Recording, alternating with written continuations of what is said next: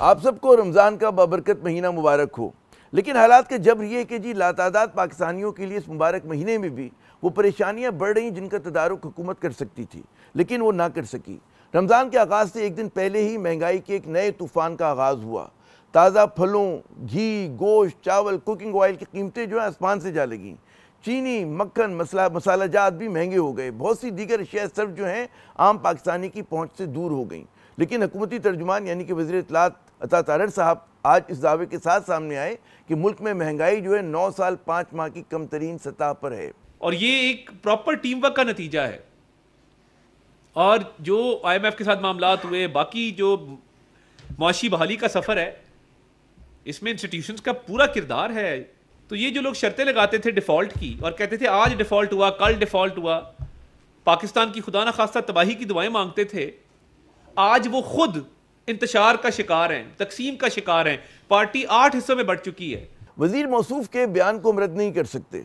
बस रिकॉर्ड की दुरुस्तगी के लिए कहना है कि जी मुल्क में महंगाई कम नहीं हुई, चीज़ें सस्ती नहीं हुई, बल्कि महंगाई बढ़ने की रफ्तार में कमी आई है। समझने की बात है कि गुज़श्ता 3 बरस में महंगाई बढ़ने की रफ्तार 40% तक जा पहुंची थी। वो अरसे तक 30 और 20% के दरमियान झूलती रही।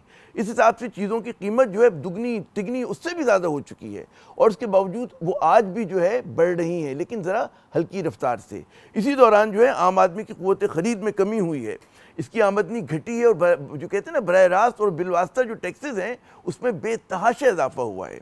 आम पाकिस्तानी किस तरह से रोज़ा खोलने की तैयारी कर रहा है, या आप उन्हीं लोगों से जाके पूछें जो इसके लिए मतलब जद्दोजहद करते हैं।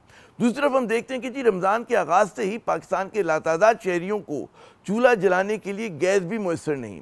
गैस की कमी का बुरान जो है शदीद से शदीद तर हो रहा है। कराची जैसे शहर में भी सहरी और इफ्तारी के औकात में बहुत से इलाकों में गैस ना थी, और कराची में आज ही के दिन इलाकों में जो है घंटों बिजली ना थी। के इलेक्ट्रिक आपका भी बहुत शुक्रिया।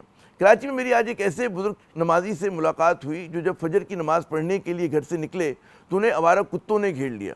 वो डिफेंस कराची की रिहायशी हैं, और उनका कहना था कि जी एक इत्तेफाक से 2-3 नमाजी उधर आ निकले और उन्होंने बड़ी मुश्किल से आवारा कुत्तों के झुंड से उनकी जान छुड़वाई।